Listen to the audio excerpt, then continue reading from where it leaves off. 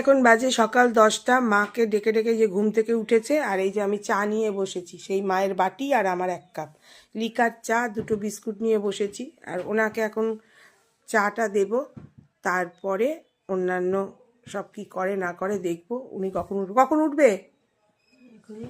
হ্যাঁ, এখনই উঠবে। ঠান্ডাটা পড়েছে না, একটু ভালোই ঠান্ডা লাগছে কালকের থেকে, একটু জবু তবু হয়ে গেছে, তাই জন্য। তো যাই হোক, কি হয়েছে বললে? হাতের মধ্যে দেখি দেখি ওনার ওনার হাতেতে কি হয়েছে সেটা আমাকে বললো। এখানটাতে কীটা হয়েছে লাগছে বলছে, খোঁচা মোচা কোথাও লেগেছে। সারাটা দিন এদিক ওদিক করে বেড়াবে, একটু পর থেকেই শুরু হবে এই গাছ ওই গাছ, নিচের গাছগুলো নিয়ে। এবার একটু বন্ধ দিয়ে ওইগুলো কম করো, তাহলে কি হচ্ছে, কোথায় লেগে যাচ্ছে বুঝতে পারছো না। তো চলো বন্ধুরা, চাটা মা খেয়ে নিক। ওমা, চাটা খেয়ে নাও, চাটা খেয়ে নাও।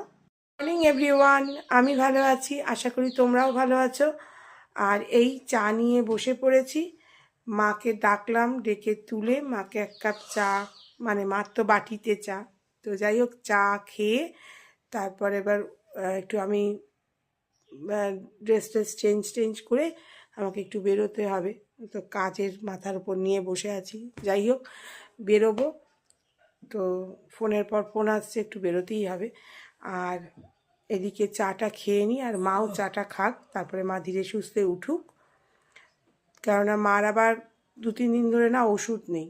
এবার সেই ওষুধটারও একটা ব্যাপার আছে, ওটা আনার ব্যাপার করতে হবে। মা ওষুধ খাচ্ছে না, মার একদিন ওষুধ খাওয়া চলে না। তো যাই হোক, ওনাকে আর ডাকিনি, একটু বেলায় করে উঠেছে। এখন উনিও চা খেয়ে নিক, আমিও চাটা খেয়ে নিই। খেয়ে নিয়ে তারপর টিফিন কি হবে দেখছি।